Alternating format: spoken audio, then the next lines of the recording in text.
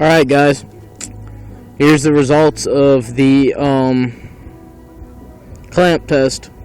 At 44 hertz, which is what my box is tuned to, approximately 44 hertz, I got 1070.6 watts. Box rise of 2.6. Or I start at like 0.9, I think. So box rise to 2.6. And that was at 12.7. And then at 30 hertz, I got 1056 watts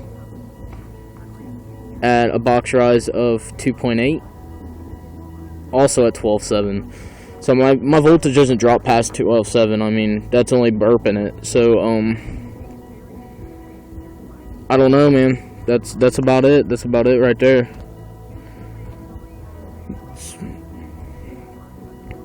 That's the clamp test, guys.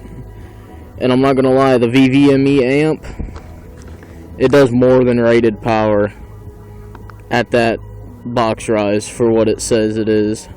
It does way more than that. It does, I think, 270 watts maybe. I think 270 watts more than what it's rated at that ohm.